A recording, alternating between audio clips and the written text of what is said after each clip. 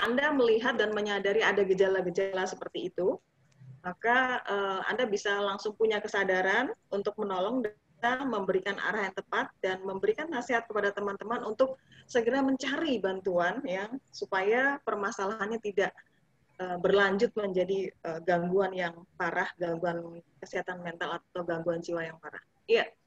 Jadi begini, di sini mungkin saya awali dengan ada yang namanya gangguan kecemasan. Nah, gangguan kecemasan itu sebenarnya juga parah ya kalau dibiarkan, tapi sebenarnya apa sih bedanya gangguan kecemasan dengan cemas yang masih bisa dikatakan secara normal? Nah, saya yakin ya kalau misalnya saya buka tanya jawab di sini langsung, siapa sih yang tidak pernah merasakan cemas? Nah, cemas sendiri orang normal, saya ya mungkin adik-adik sekalian itu nggak mungkin dalam semasa hidup nggak mengalami cemas. Misalnya saja sebentar lagi atau hal yang paling relevan dengan momen kita pada saat ini, seandainya Kak Tata nanti mengatakan bahwa setelah ini kita akan adakan tes, tentunya pada cemas kan, aduh nanti kalau yang tadinya merhatiin ya, nah itu itu untuk memang satu stimulus ada, maka itu masih bisa dianggap normal. Nah sekarang apa yang membedakan gitu ya cemas yang memang masih dianggap normal dan kecemasan yang memang sudah bisa dikatakan sebagai gangguan kecemasan dan itu harus diatasi ya karena kalau tidak akan berbahaya. Nah, Anda atau adik-adik semua bisa ngelihat slide ini ya. Kita ada proses memang ya di sini ketika ada bahaya. Ini sebentar ya, kok nggak kelihatan gambarnya. Nah, pada saat ada bahaya, maka indera manusia itu bisa merasakan bahaya. Melalui apa? Nah ini, bahaya yang saya katakan itu bisa dalam bahaya yang objektif kasat mata, misalnya ada suara erangan harimau ya, atau mungkin suara bom, nah itu jelas kita mendengar itu ada sinyal bahaya. Tapi ada kalanya bahaya itu tidak bisa terwujud secara nyata ditangkap oleh indera kita. Misalnya suatu situasi, tergantung bagaimana individu itu mempersepsikan. Nah, ini apa yang Anda lihat di slide ini bisa melihatkan suatu siklus ya, bahwa ketika ada bahaya, ada indera manusia yang merasakan bahaya. Apa itu? Nah, mungkin ada yang SMA-nya biologi, saya nggak tahu bagaimana pembagian SMA sekarang ya. Ada yang kalau jurusannya IPA, mungkin mempelajari bagaimana sistem saraf. Mungkin ketika melihat gambar ini sudah ada kerangka memori ya, yang mengingatkan Anda bahwa, oh iya, saya masih ingat bagaimana saraf-saraf itu bisa menerima sinyal bahaya. Nah, indera manusia yang paling pertama kali menangkap sinyal bahaya itu biasanya indera mata atau enggak telinga ya. Di situ ketika misalnya kita melihat secara visual gitu ya, ada perang itu sudah tertangkap bahaya ya. Itu indera mata. Kemudian kalau telinga misalnya dengar, itu juga suatu stimulus yang ditangkap oleh indera. Nah, ketika telinga atau mata itu menangkap sinyal bahaya, maka dia akan mengirimkan ke bagian otak. Nah, di sini saya bisa jelaskan sedikit, di bagian otak itu ada yang namanya talamus ya. Jadi saraf-saraf yang ada di telinga ketika Anda mendengar atau saraf-saraf yang ada di mata itu akan mengirimkan sinyal bahaya ke dalam bagian otak yang namanya talamus. Kemudian dari talamus itu akan meneruskan ke bagian otak lain yang namanya amigdala. Di sini amigdala itu fungsinya untuk merekam pengalaman emosi manusia, baik rasa takut, cinta, cemas, benci, dan sebagainya. Nah, ketika itu sudah direspon sebagai sesuatu yang mengancam, maka akan terjadi kesigapan dalam tubuh ya. Maka tubuh itu akan mengeluarkan yang namanya senyawa neurotransmitter. atau glutamat. Nah, ini adalah senyawa di balik perasaan cemas ya. Ada ancaman bahaya, ada cemas ya. Kemudian dari sini ketika rasa cemas itu akan sampai ke nama kelenjar adrenalin, maka tubuh akan melepaskan apa yang namanya kortisol dan adrenalin. Kalau kortisol itu gunanya untuk menyediakan energi tubuh ya. Kalau adrenalin untuk meningkatkan kewaspadaan. Jadi sehingga ada bahaya, nah akhirnya dibuatlah keputusan apakah menjauhi bahaya atau mendekati bahaya. Akhirnya tubuh apa? Mengeluarkan respon, ya respon perlawanan seperti meningkatkan detak jantung ya supaya waspada ada bahaya gitu. Nah kemudian tubuh berkeringat, kemudian kadang-kadang ada ketegangan ya seperti itu dan pada akhirnya tubuh akan bersiap-siap untuk menghadapi bahaya sehingga ini tindakan aman ya. Bisa menghindari atau melawannya seperti itu. Mungkin slide selanjutnya. Kak Hanan. Kak Hanan. Oke. Ya.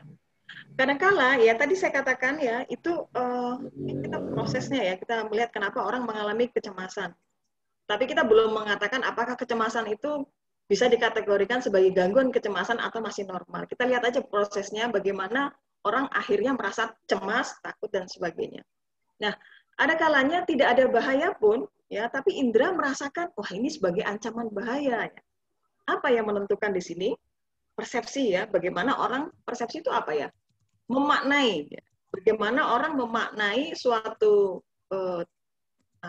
yang situasi yang sebenarnya orang lain tidak melihatnya sebagai suatu yang berbahaya, tapi orang lainnya lagi bisa melihat, oh ini bahaya nih.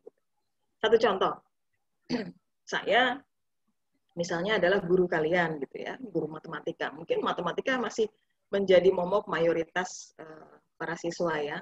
Mungkin tidak berlaku bagi yang maniak matematika gitu. Nah, ketika saya masuk, padahal Anda tidak mendapatkan informasi sebelumnya bahwa hari ini akan ujian matematika atau ulangan harian gitulah ya. Tapi tiba-tiba ketika satu pagi saya masuk ke ruang kelas Anda dan saya katakan, oke, silahkan buka bukunya, keluarkan selembar kertas dan kita ulangan hari ini. Itu sudah bagi yang tidak pernah belajar sebelum sekolah gitu ya. Kalau belajar kalau ulangan aja ini suatu sinyal bahaya. Aduh, aku nggak belajar, aduh kalau dapat 0 ya, dapat hukuman lah, malu ya, atau membuat orang tua sedih dan sebagainya, itu dianggap sebagai suatu ancaman bahaya. Nah, ini tidak terlihat, jadi ada bahaya itu yang tidak ada gitu ya. Nah, kemudian prosesnya sama ya, ketika situasi ya, yang sebenarnya itu bukan sesuatu yang berbahaya, tapi dipersepsikan manusia sebagai sesuatu yang berbahaya, maka sama seperti saya jelaskan tadi, saraf-saraf indera yang mempersepsikan itu sebagai satu bahaya akan mengirimkan sinyal ke otak. Sama ya, penjelasan seperti tadi, dan akhirnya muncullah rasa kecemasan.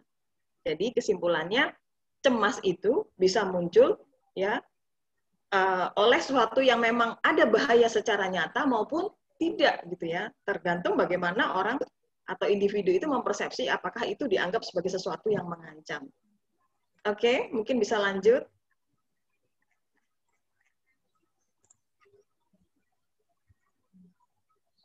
Kanan. Oke, ya ini. Nah, saya tadi kan katakan di awal bahwa pada umumnya individu itu cemas itu adalah sesuatu hal yang normal, wajar ya. Misalnya, apalagi kita misalnya pindah ke kota baru, ya, suatu kota yang kita belum pernah jajaki sebelumnya. Kita tidak pernah kenal sama siapapun di sana. Kita sudah cemas ya, membayangkan bahwa aduh, bagaimana apakah nanti bisa diterima di lingkungan yang baru ya, baik Anda di tempat sekolah atau kalau sudah lebih dewasa di lingkungan kerja yang baru, itu kan juga membuat kecemasan. Nah, kalau yang seperti itu normal. Jadi kapan kecemasan itu dianggap sebagai sesuatu yang sifatnya jadi apa ya, destruktif atau menjadi suatu gangguan. Kalau misalnya dibiarkan, maka itu akan mengancam aktivitas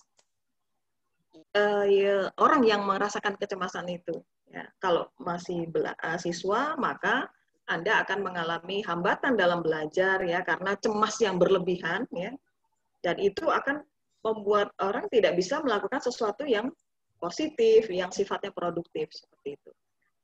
Jadi bedanya adalah ketika kecemasan itu tetap ada, tetap hadir, padahal objek yang membuat cemas itu sudah hilang, maka ini perlu diwaspadai sebagai, wah ini gangguan kecemasan. Misalnya ya, gangguan tadinya dia mau ada ujian mendadak, tapi setelah ujian ketika dapat bagus tetap cemas lah, ini kan aneh ya. Apalagi ketika kecemasan itu berlangsung terus menerus dalam waktu yang cukup lama. Nah, maka ini sudah dianggap sebagai gangguan kecemasan. Beda kalau misalnya kita cemas terhadap sesuatu yang memang kita khawatirkan ya, tapi ketika kekhawatiran itu sudah lewat, maka kita sudah tidak cemas lagi. Nah, itu bukan gangguan kecemasan. Saya rasa ini cukup jelas ya dan cukup mudah dipahami. Nah, ketika kecemasan tadi ya, ketika objeknya sudah hilang, yang membuat cemas hilang, tapi individu itu masih merasakan kecemasan, maka ini yang perlu diwaspadai. Apalagi kecemasan itu menetap ya dalam waktu yang cukup lama, maka I see, ini berarti ada sesuatu. Nah, kalau Anda mendapatkan itu pada teman, wah ini berarti dia perlu diberi nasihat gitu ya. Atau mungkin perlu dibantu, didekati kalau misalnya ada beberapa orang yang memang kalau merasa itu tidak terbuka ya pada orang lain, mungkin karena merasa kurang nyaman. Tapi biasanya, dan sepengetahuan saya, karena saya punya anak-anak remaja itu, dia lebih terbuka pada teman-temannya ya. Makanya kenapa pelatihan ini ada, barangkali memang goal settingnya adalah ketika kalian diharapkan untuk bisa menjadi penolong bagi rekan sebaya Anda yang mengalami masalah supaya tidak menimbulkan gangguan dalam kesehatan mental. Oke, kita lihat di sini di slide sudah terlihat ada gangguan kecemasan yang biasanya terjadi pada remaja ya. Ada gangguan kecemasan sosial, ada gangguan obsesif kompulsif dan fobia. Nah, ini pasti mungkin ya, fobia itu saya yakin sudah ada yang familiar, sudah ada yang sering mendengar istilah ini, ya karena mungkin ya dalam pergaulan sehari-hari bilang, kamu fobia ini ya, kamu fobia itu ya. Walaupun tidak, kalau disuruh apa sih definisinya fobia, pengertiannya tidak bisa menjelaskan secara komplit, tapi yang jelas tahulah yang dimaksud fobia itu kayak apa, ngelihat dari perilaku-perilaku yang ditujukan oleh orang-orang yang mengalami. Oke, kita bisa lihat satu persatu ya, supaya bisa lebih paham.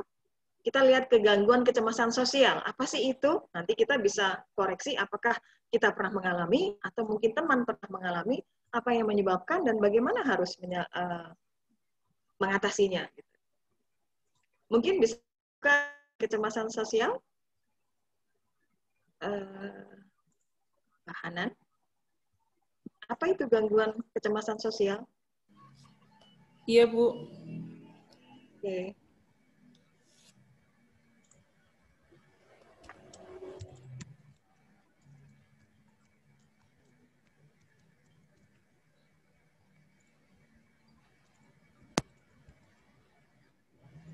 Ya, terima kasih.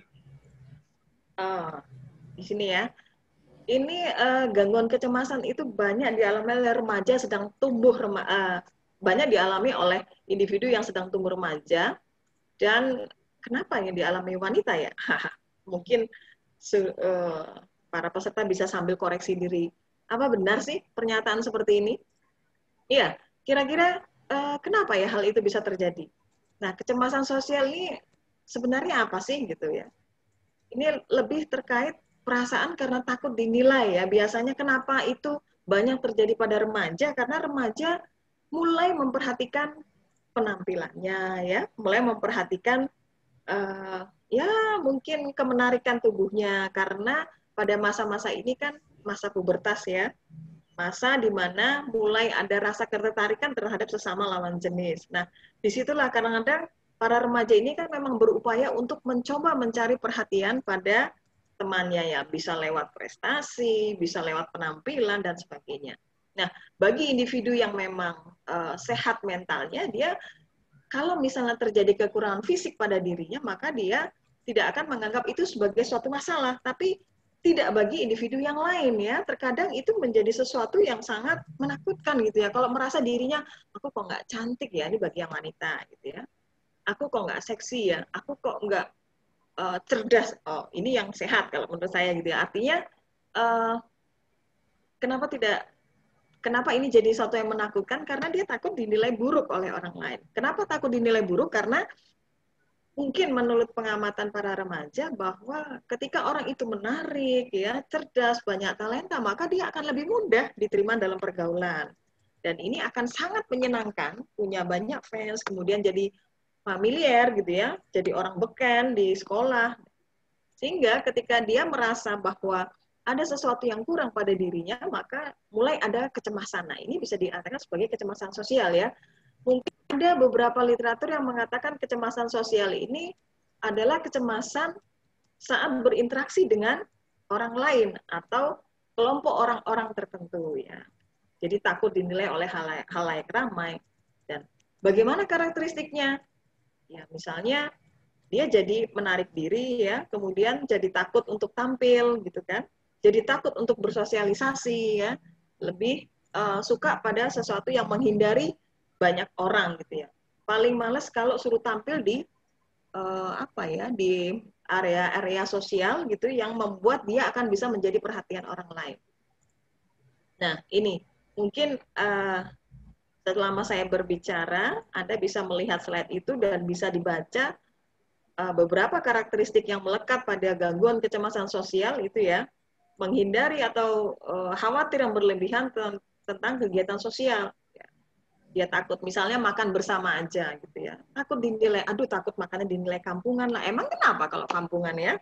Sebenarnya nggak masalah, tapi bagi individu tertentu yang merasa, aduh nggak banget ya cara makanku, jadi salah tingkah dan akhirnya dia lebih memilih untuk menghindari ya momen-momen seperti itu. Jadi jika ada undangan atau ada, nah ini kan juga bisa menghambat ya, bisa menghambat pergaulan sosial yang lebih luas, karena sebenarnya ketika seorang individu aktif dalam kegiatan-kegiatan sosial, maka itu akan menambahkan banyak skill ya atau keterampilan, terutama keterampilan bergaul ya, keterampilan komunikasi, dan pada akhirnya nanti keterampilan-keterampilan seperti itu akan sangat dibutuhkan untuk masa depan ya, terutama dalam dunia kerja ya, dunia profesional dan sebagainya. Nah, kemudian apalagi karakteristiknya? Merasa khawatir ya, apa nih? Secara ini bisa keluar keringat ya, ini karakteristik fisiknya ya. Terus terlihat gampang malu gitu ya, apalagi kalau nggak bersama orang-orang yang dia kenal gitu ya, tempat yang asing. Takut dikritik ya. Nah, orang yang mengalami gangguan kecemasan sosial ini juga nggak berani tampil depan umum.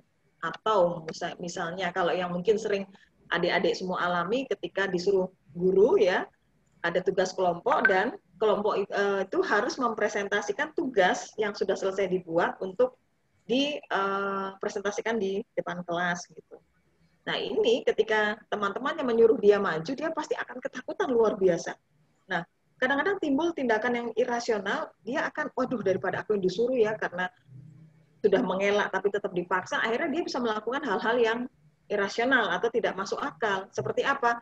Dia bolos pada hari itu. Nah, ini kan jadi mengganggu ya, makanya harus dihilangkan. Tapi biarlah Anda mengenali ininya dulu ya.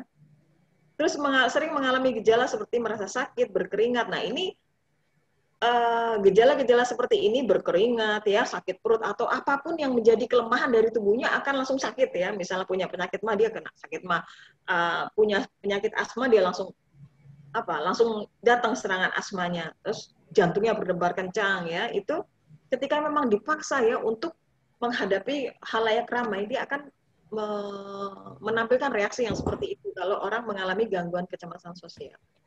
Mungkin selanjutnya. Slide selanjutnya.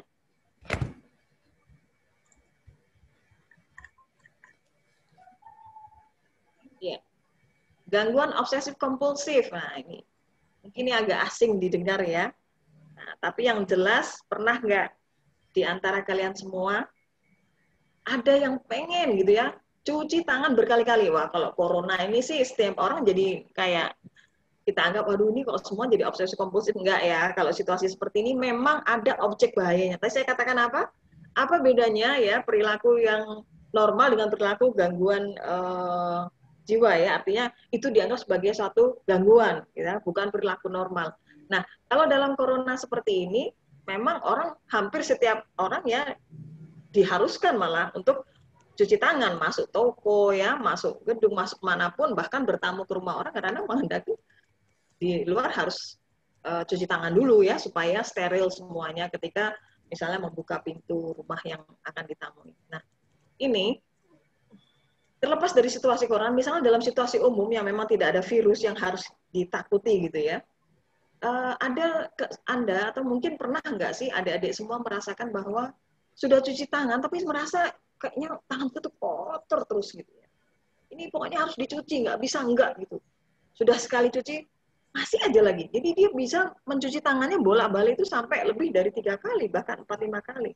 Dalam kepalanya itu ada pikiran bahwa tanganku tuh kotor, kenapa sih nggak bersih-bersih? Padahal orang lain lihat, ini orang ini aneh banget gitu. Mengganggu nggak yang seperti ini?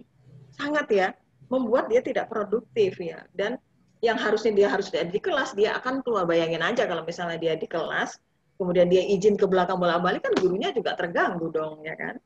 Sudah dia akan kehilangan waktu untuk mendengarkan mata pelajaran yang dijelaskan gurunya dan sebagainya. Itu contohnya ya. Nah, tapi sebenarnya apa sih obsesif kompulsif? Kenapa itu dia katakan sebagai satu gangguan? Nah, jadi ini adalah suatu kondisi yang membuat individu itu merasa ada pikiran dan dorongan yang nggak bisa dikendalikan ya. Dia itu sebenarnya nggak pengen seperti itu, tapi ya gimana lagi, nggak terkendali pikiran itu ya. Ada dorongan untuk melakukan segala sesuatu itu secara berulang-ulang. Ya, kalau misalnya ibu-ibu ini ya yang sering mengalami itu, habis masak mau pergi gitu. Perasaan tadi sudah dimatiin belum ya kompornya ya? Atau pintunya sudah dikunci belum ya, karena di kompleksnya lagi rawan maling gitu kan. Sudah sampai jalan balik lagi. Nggak cuma sekali, adik-adik, bisa berkali-kali. Nah, itu sudah gangguan ya. Itu namanya obsesif kompulsif. Tidak hanya itu, misalnya, dan yang parahnya ini adalah rumahnya itu harus bersih gitu ya. Bayangin kalau ada tamu, dikit-dikit dia ngelap gitu kan, tamunya jadi nggak nyaman toh. Nah, itu akan mengganggu hubungan interpersonal ya, hubungan dengan sesama orang lain. Ada orang namu, orang jadi merasa tersinggung, ih kayak bersih-bersihnya aja gitu, kayak yang datang ini kuman gitu ya, semuanya dielap ya. Karena apa? Dalam pikirannya tuh, ih ini kok kotor sih, setiap ada orang bersih kok kotor. Nah, itu kan bahaya sekali. Nah, jadi seperti itu manifestasi dari gangguan obsesif kompulsif. Sebenarnya orang ini nggak ingin, tapi dia tidak mampu mengendalikan pikiran gitu ya, dan keinginan untuk melakukan hal itu. Sifatnya apa? Khasnya, ciri khasnya adalah ada pikiran yang irasional, yang tidak logis untuk melakukan sesuatu, dan sifatnya berulang-ulang. Dan itu seperti paksaan ya, ada dorongan yang memaksa orang individu tertentu untuk melakukan itu. Kalau dia tidak melakukan, maka dia nggak nyaman gitu ya, merasa gelisah. Enggak, aku harus lakukan ini. Nah, itu yang rasanya kasihan sekali ya, orang yang mengalami obsesi kompulsi. Dia nggak berdaya untuk menghentikan keinginan yang kuat dari dalam dirinya untuk melakukan itu. Oke, mungkin bisa dilanjutkan karena masih banyak materinya. Slide-nya, Mbak. Ya, oke. Tadi sudah ada kecemasan sosial, kemudian, nah sebenarnya coba lihat yang bisa balik ya. Tadi ada fobia sepertinya. Tapi sepertinya slide-nya memang nggak ada. Oke lah, saya jelaskan saja. Tidak usah balik. Jadi ada kecemasan juga sering terjadi di alami remaja adalah fobia. Fobia ini adalah ketakutan yang berlebihan terhadap suatu objek yang sebenarnya sifatnya tidak bahaya, tapi bagi orang-orang tertentu itu dianggap sebagai sesuatu yang berbahaya. Ya. Sebenarnya objeknya secara umum itu tidak berbahaya. Misal, Anda pernah mendengar orang fobia gelap, gitu ya. Pernah ya, tentunya. Nah, fobia gelap. Orang lain bilang, ya udahlah nggak apa-apa, gelap memang pas waktunya emang harus gelap. Misalnya mati lampu di malam hari, ya udahlah ambil lilin, langsung kita melakukan tindakan apa yang memang kita harus lakukan untuk memberikan cahaya pada lingkungan sekitar. Tapi bagi orang yang mengalami fobia, ya, karena ini sifatnya gangguan, maka dia reaksinya juga berlebihan, dia akan histeris, bahkan bisa sampai pingsan ya, karena itu sesuatu yang sangat menakutkan. Seperti itu ya. Jadi fobia itu bentuknya bermacam-macam ya. Fobia ada yang sifatnya kompleks, ada yang sifatnya spesifik. Bahkan mungkin objek tertentu yang kita bilang lucu ya, menggemaskan kucing gitu ya. Banyak orang yang suka sama kucing dong ya. bulu-bulunya yang indah misalnya, tapi ada orang yang fobia sama kucing gitu. Bahkan ini ada satu cerita menarik gitu ya. Ada teman saya kebetulan lagi dilanjut S3 ya. Ada teman itu yang fobi terhadap telur. Coba. Padahal kita bahkan mungkin ada yang maniak telur ya di sisi lain. Telur itu menu sederhana tapi yang enak, misalnya di dadar atau di apa. Wah, jadi lapar nih ya. Nah, teman saya ada. Kenapa dia bisa mengalami itu? Ya, ini sebenarnya saya harus jelaskan ini ya. Dari tadi setiap gangguan penyebabnya apa, tapi nantilah itu bisa biar jadi tanya jawab aja ya, karena waktunya sebenarnya nggak sempat nanti. Telur ya, tadi teman saya itu telur, saya telusuri kenapa sih sampai bisa gitu. Jadi dia nggak mau, padahal dia seorang wanita gitu ya, seorang ibu rumah tangga. Jadi kalau anaknya pengen telur, pembantunya yang disuruh ya. Dia ngelihat telur tuh jijik setengah mati sampai begitu ngeliat telur dia muntah. Ya. Bahkan bisa sampai pusing. Nah itu tadinya saya nggak percaya. Begitu saya suatu hari saya masak gitu ya. Sebenarnya dia itu makanan kesukaannya. Saya buat nasi kuning ada telur bumbu Bali gitu kan. Sebenarnya enak gitu ya dengan dibarengi bumbu Bali daging lah dan sebagainya. Ini malah jadi share makanan ya. Nah begitu saya hatikan telur, dia langsung mual ya, kemudian lari dan langsung muntah. Saya baru percaya kalau dia hobi telur. Jauhin gitu ya. Tolong jauhin dari saya. Saya tanya, kenapa bisa begitu? Apakah pernah masih kecil dulu pernah dibully gitu ya? Pernah mendapat perlakuan bullying dari teman-teman sekolahnya, dilempar telur atau apalah begitu? Enggak, ternyata kalau nggak salah dia pernah diceritain sama orang tuanya bahwa masa kecilnya dulu neneknya punya peternakan besar gitu ya, dan dia suatu hari pernah terjebak dalam entah bagaimana caranya dia ada di dalam kandang itu nggak bisa keluar dan itu penuh dengan telur, jadi kakinya menginjak itu dia jijik sekali. Gitu. Mungkin kebetulan ada telur yang busuk gitu ya, dia juga nggak tahu, pokoknya dalam ingatan dia itu menjijikkan sekali dan telurnya itu banyak banget. Dia bilang seperti itu. Dan dia sudah tidak bisa menguasai diri lagi, entah kayaknya setelah kejadian itu dia jadi jijik. Dan tidak hanya jijik, bahkan menimbulkan reaksi fisik ya, sampai muntah dan mual. Oke, mungkin bisa dilanjutkan dengan gangguan yang lain tadi. Seperti itu ya, fobi itu ada fobi sosial, ada fobi ketinggian, fobi terhadap gelap, dan sebagainya. Oke, nah kita sampai kepada perilaku menyakiti diri sendiri dan bunuh diri. Apakah ini suatu gangguan jiwa ya? Yang jelas ini gangguan perilaku ya. Oke. Barangkali remaja sekarang banyak mengalami ini ya. Saya lupa melihat hasil riset teman saya, kebetulan ada yang tentang suicide ya. Kalau menyakiti diri sendiri, ini memang baru ada niat untuk menyakiti, belum ada sampai ide untuk bunuh diri. Hanya bagaimana caranya supaya dia melampiaskan emosinya dengan menyakiti diri sendiri. Ini adalah perilaku yang dilakukan sebagian orang untuk menyelesaikan masalah ya, bisa karena rasa bersalah yang besar ya, kemudian atau mungkin merasa tidak berarti, atau kesepian juga membuat orang bisa menyakiti dirinya sendiri. Kalau sudah sifatnya parah, maka dia ini sifat menyakiti diri ini bisa dilanjutkan sampai ke tindakan bunuh diri ya. Biasanya dialami orang-orang yang mengalami depresi berat ya. Mungkin kemarin Anda sudah mendapatkan materi tentang depresi. Nah, bunuh diri ini biasanya dimulai dari hal-hal yang pikiran-pikiran ingin mati, hidup nggak ada artinya. Ya kalau remaja mungkin karena putus cinta ya. Sebenarnya kalau putus cinta itu bunuh diri itu adalah satu tindakan yang sangat merugikan ya. Dia belum melihat dunia lain ya, bahwa dunia itu tidak selebar daun kelor kan. Patah satu, tumbuh berganti ya, mati satu pasti ada yang lain lah ya, ada yang lebih cantik, ada yang lebih ganteng, lebih pintar. Apalagi kalau dia punya keyakinan sama Allah yang tinggi, dia akan menyimpulkan bahwa mungkin dia tidak terbaik buat saya. Mungkin ada hikmahnya saya harus jadi lebih konsentrasi belajar dan sebagainya. Itu kalau pikiran sehat. Tapi ketika orang tidak bisa memaknai suatu peristiwa dengan baik, maka ada ide-ide untuk bunuh diri ya, mengalami depresi dulu ya. Kenapa orang bisa mengalami depresi? Nah, mungkin peristiwa yang dihadapi yang membuat orang depresi itu sama, tapi efeknya berbeda. Ada orang mendapatkan satu masalah yang sama, yang satu bisa sampai depresi, yang satu tetap sehat-sehat aja ya. Kenapa ya? Karena bisa mengelola pikirannya dengan sehat. Seperti itu. Oke, bisa dilanjutkan?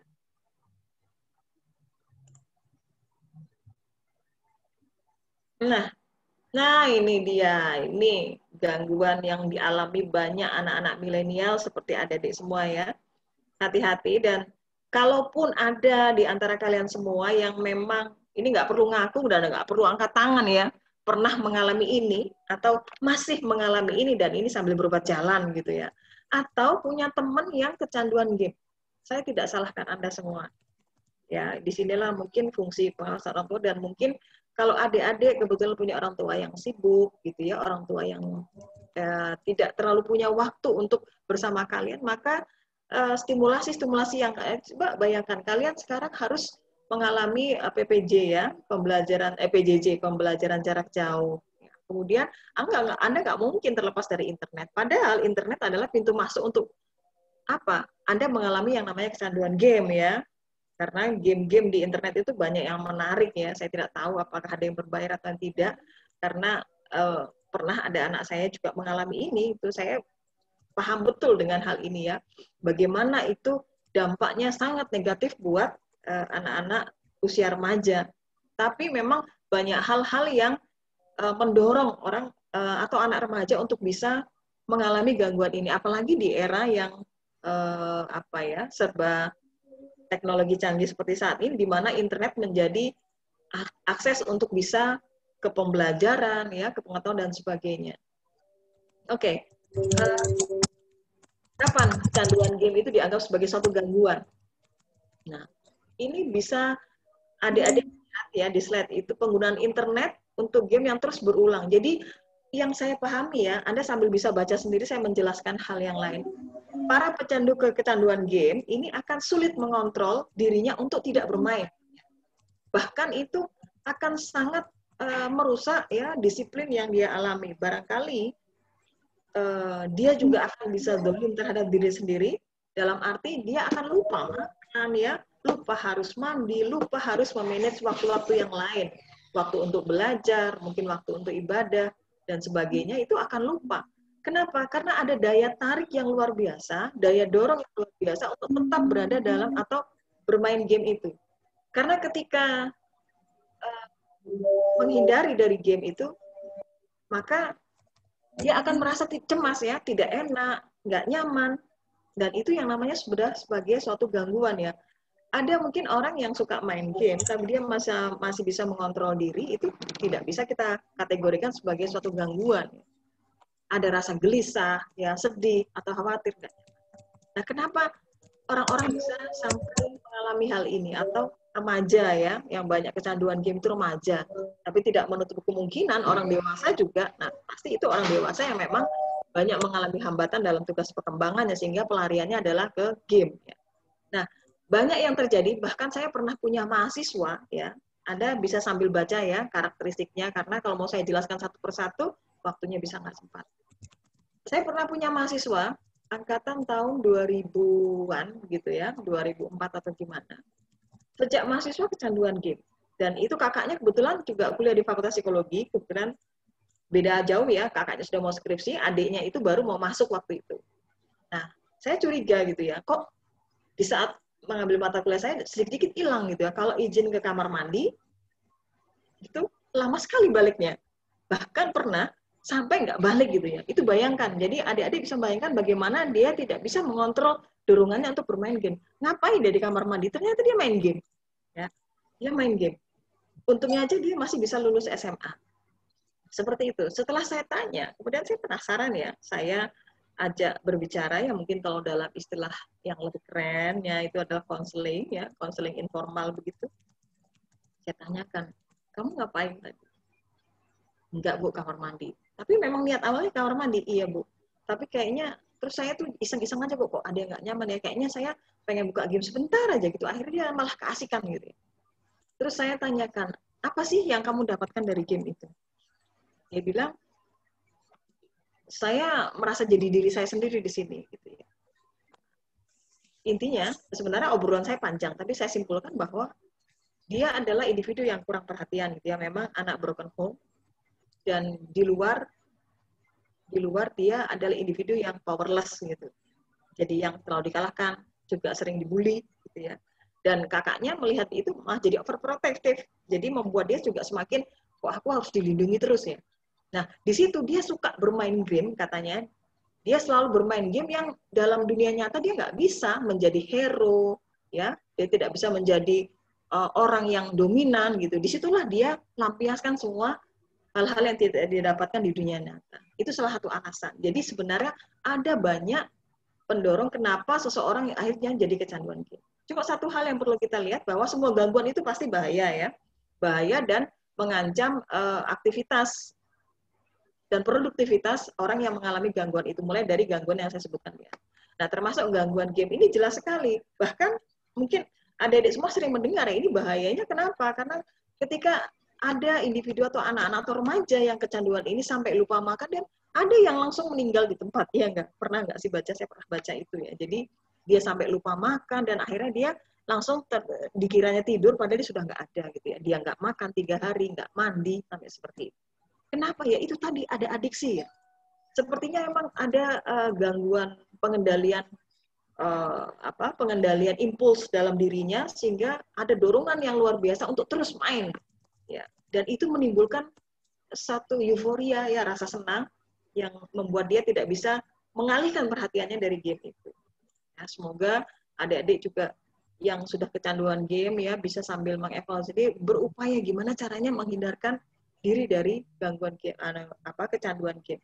Sebenarnya gampang ya mengisi dengan hal-hal yang positif, cuman harus ada orang yang mengingatkan gitu, harus ada orang yang mengintervensi supaya ini nggak boleh sampai kebelasut ya bahasa anunya tuh sampai bablas gitu ya. Karena kalau pembiasaan dari awal pembiasaannya sehari 2 hari main, tapi kalau itu dilakukan tiap hari maka itu jadi habit ya, jadi kebiasaan yang nanti menetap jadi karakter dan itu susah sekali untuk dirubah. Oke, bisa dilanjutkan?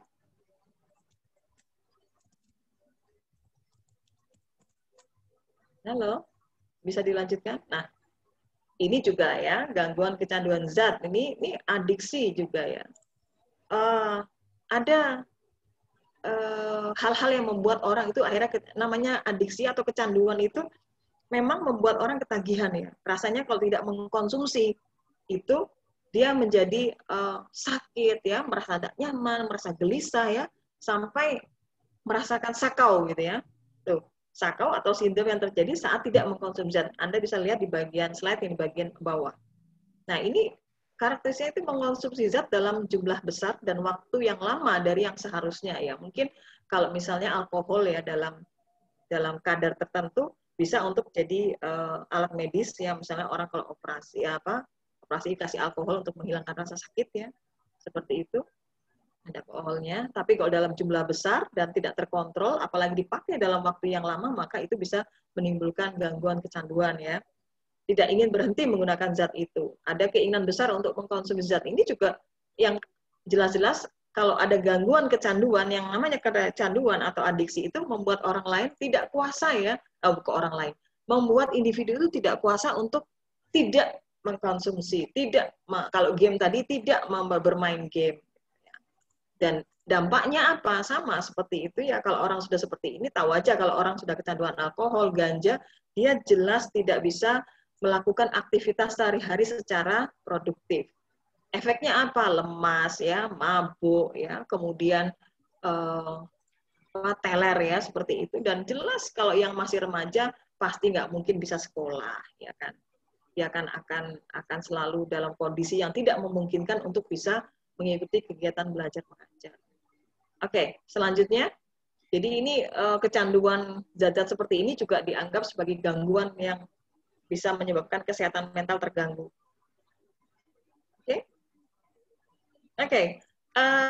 Itu tadi seputar masalah ya. Jadi ada gangguan kecemasan, ada obsesif kompulsif ya, ada kecemasan sosial, ada fobia, dan ini bullying. Bullying, perundungan. Ini sekarang menjadi tema-tema yang banyak didiskusikan oleh para peneliti.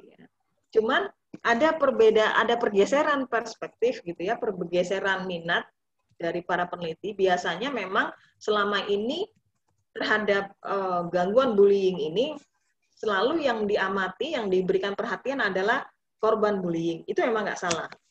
Anda bisa bayangin ya. Mungkin ini ya, sebelum saya sampaikan bullying, atau mungkin saya sampaikan dulu nanti, sepertinya kita punya video ya, Ya, supaya Bu. Ya. ya, kita jelaskan Ya, dulu. ya. Bullying ini adalah perilaku agresif yang memang dilakukan oleh sekelompok orang, atau perorangan juga bisa melakukan bullying. Biasanya dilakukan oleh orang yang dominan, yang punya kekuasaan ya, terhadap orang lain yang lemah gitu ya. Terutama kalau dilakukan oleh seorang siswa, ya, itu antara siswa yang dominan, yang sok kuasa gitu ya, yang mungkin bos geng gitu ya, atau mafia di sekolahnya, terhadap mahasiswa siswa-siswa yang memang dianggap enak untuk dibully gitu ya, siswa-siswa yang lemah, yang penakut ya, yang cupu lah kalau bahasanya anak sekarang ya, itu menjadi target utama untuk dibully. Nah, apa dampaknya? Sebenarnya ini luar biasa ya dampak psikologisnya. Bahaya sekali. Karena jenis-jenis bullying bisa adik-adik semua baca, saya mau menjelaskan yang lain. Jadi bullying ini bagi korban bullying itu sendiri itu bisa berdampak trauma psikologis yang luar biasa ya. Dia akan menjadi orang yang mungkin bisa jadi sangat depresi ya, kemudian terjadi gangguan kecemasan yang luar biasa, terutama kalau bertemu bisa jadi fobia sosial ya. Dia menghindari kerumunan orang juga, dia bisa takut untuk berinteraksi dengan orang lain karena dia takutnya ketemu orang-orang yang bisa membuli dia. Dia kemudian akan mempersepsi diri sebagai orang yang lemah gitu ya. Dan ini luar biasa, dia akan menjadi orang yang minder gitu ya, akan akan depresi yang bahaya ya. Nah, seperti itu. Dan para peneliti selama ini lebih banyak memperhatikan bagaimana membantu korban bullying supaya di masa depannya dia tidak mengalami gangguan jiwa, karena dari penelitian banyak disinyalir bahwa orang-orang yang masa dewasa mengalami gangguan jiwa dulunya pernah mengalami bullying masa kecilnya. Ya. Nah, tapi perspektif yang sekarang agak bergeser bahwa aku bullying itu juga perlu dikasihani gitu ya. Loh, kenapa mereka yang jahat gitu ya? Mereka yang melakukan intimidasi, siksaan terhadap siswa-siswa yang lemah atau individu-individu yang lemah. Karena sebenarnya kenapa mereka melakukan itu, sebenarnya juga mereka itu ada kaitannya dengan gangguan jiwa sebenarnya yang dialami oleh pelaku. Ini berdasarkan riset ya. Jadi Brown University yang ada di Amerika itu melakukan riset terhadap, dia bikin survei itu kayaknya berkuesioner gitu ya, terhadap orang tua dari siswa sebanyak 64.000 ya. Yang disurvei itu orang tua yang mempunyai anak usia 6 sampai 17 tahun. Hasilnya apa? Bahwa pelaku bullying itu dua kali lipat mempunyai potensi untuk mengalami depresi ya, kemudian gangguan kecemasan dan gangguan perhatian. Jadi, apa yang dia lakukan dengan membuli, mengintimidasi adalah ekspresi dari rasa ketakutannya, rasa marahnya yang tidak bisa terlampiaskan. Nah, sebenarnya kan kasihan juga anak ini ya, harus diterapi. Bagaimana cara menerapinya? Supaya si pelaku bullying ini tidak melampiaskan emosi dengan cara yang salah. Nah, ini yang akan menjadi tugas-tugas adik-adik sekalian nanti ya, kalau jadi konselor sebaya. Ini caranya nanti bisa ada sesi selanjutnya.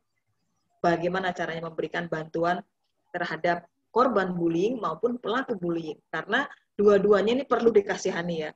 Pelaku bullying ini perlu di-cut gitu ya, dihentikan tindakannya yang merugikan orang lain, yang berdampak luar biasa ini ya. Saya paling nggak tega tuh ngelihat korban-korban bullying ya, terutama orang-orang yang emang tertindas itu, dan itu fisiknya dampaknya luar biasa. Ya, seperti itu, sehingga sepertinya perlu ada kewaspadaan kita semua, terutama adik-adik nanti yang jadi duta-duta konselor ya, konselor sebaya, bisa menyadari bullying itu sangat berbahaya gitu ya, terutama bagi korban bullying. Tapi si pelaku bullyingnya juga perlu diterapi gitu ya, supaya dia bisa menghentikan gitu perilakunya yang merugikan orang lain ya secara luar biasa. Oke, mungkin supaya bisa dapat gambaran yang lebih jelas, kita bisa saksikan videonya sebentar, bisa diputarkan supaya nggak bosan juga. Ya.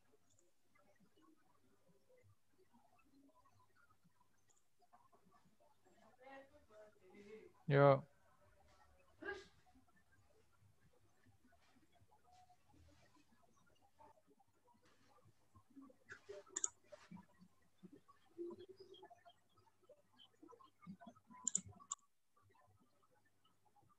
Ya, bentar ya teman-teman. Ini masih proses buat videonya.